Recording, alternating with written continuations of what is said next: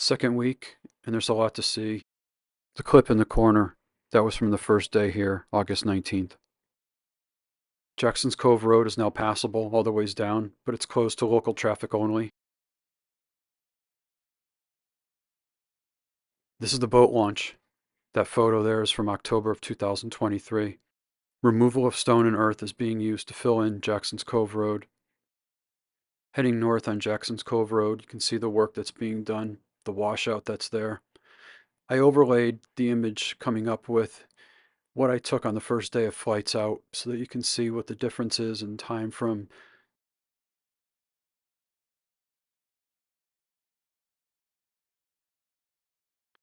work on Route 34 at Lake Zoar Drive-In is rapidly happening.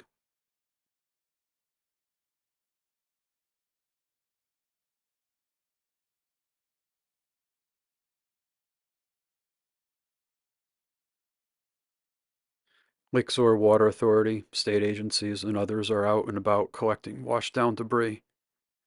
This shed is not the same shed as shown earlier. In fact, it's 8 days later, and this shed just showed up. Look to the right, that's my drone's shadow. And here's a closer look at what's inside that shed.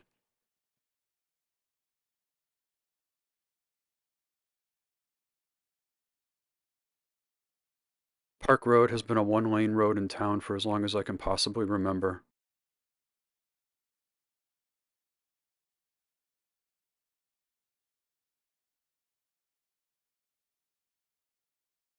This archway survived. I purposely slowed this down. The arch is supported by a solid granite block in this photo. This is some real old world masonry you just don't see anymore.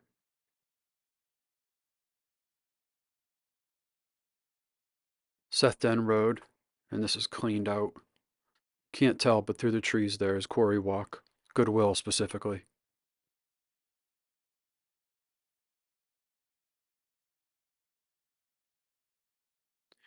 From Quarry Walk and Route 67 looking south, you can see Route 67 all the way down to Brookside Inn. It's now getting cleaned and ready to be rebuilt.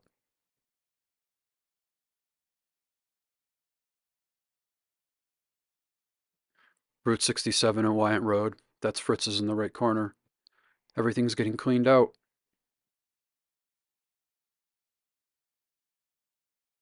Jackson's Cove Road is starting to emerge. This is 100 yards from the gate.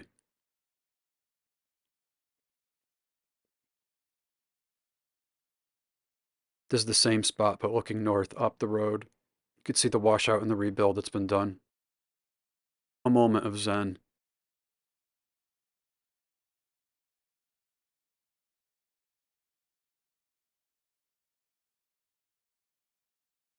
Route 34 in Laughlin. The debris is still everywhere, but a crane has moved into position.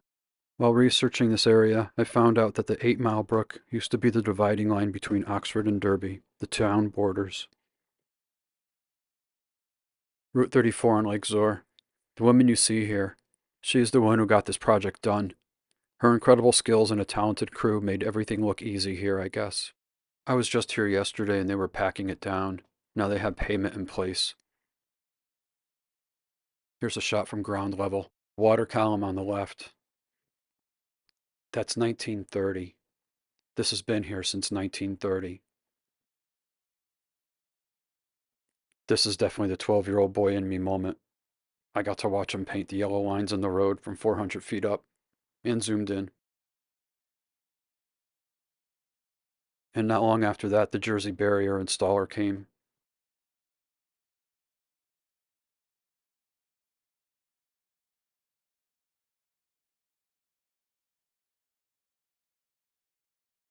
Jackson's Cove Road is busy.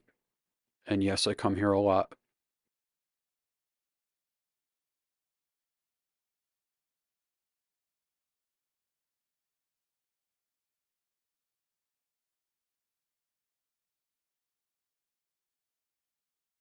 This is my flight down Georges Hill Road in Southbury. I am starting near the Kettletown Park entrance. Lots of work has been done here so far.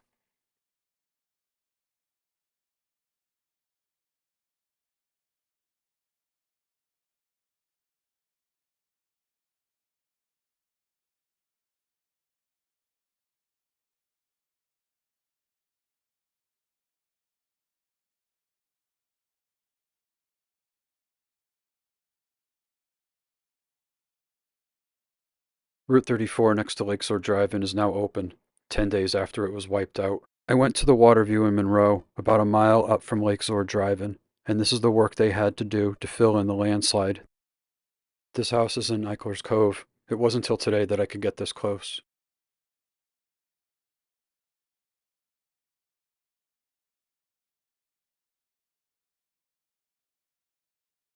Thursday the 29th. It's been 10 days and Brookside Inn has cleaned up. Traffic has been diverted on Route 67 for more cleanup, and the car has finally been removed from the bridge.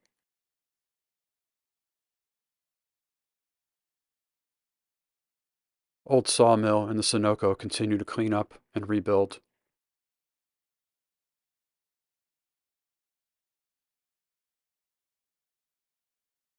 The clip you see on the right-hand side, that's from August 19th, my first flight here. This area, Route 42 and 67, it's about a half mile up the road from the Sawmill mini golf and Sunoco Station you can see in the distance at the end.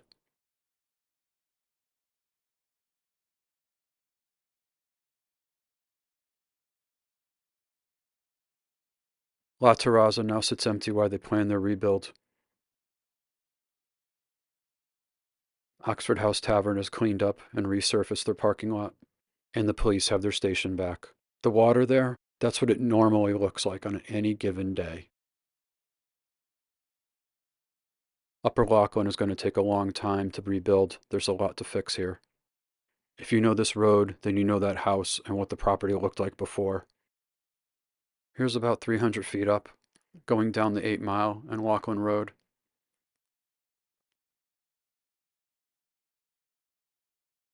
Lachlan's narrow enough as it is. You can see the yellows washed out in the middle, and the road goes into the woods in order to make it passable.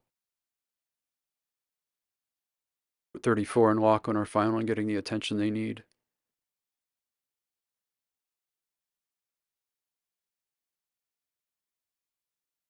On my way to Freeman to look at the Cove, I discovered these guys rebuilding.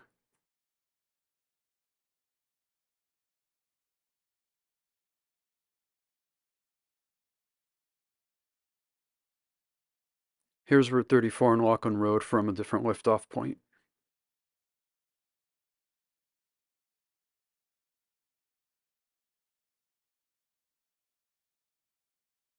I found this property I'm calling the Monroe House. It's located near Eichler's Cove. I had heard something similar to the house on East Hill happened around here, but I wasn't sure where until today. The clip here, this is where I learned about this home. Apparently this home and property were owned by the same family for nearly a century now. Fortunately no one was injured, but you can see it's a total loss.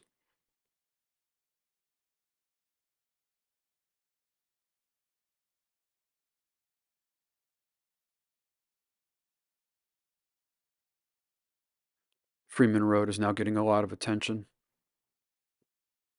Tree removal crews are using cranes to take down trees. This was fun to watch. You can see them in the background, whooping it up to take it away. And here they are cutting it down and lifting it off.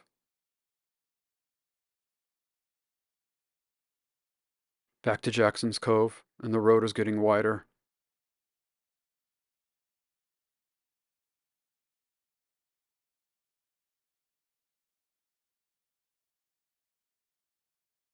Last flight of the day, George's Hill Road in Southbury. It's being worked on pretty well.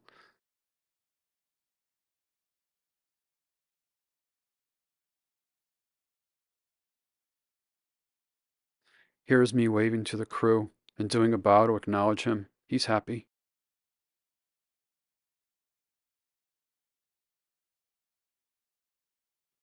Around the corner and through the trees there is the entrance to Kettletown State Park.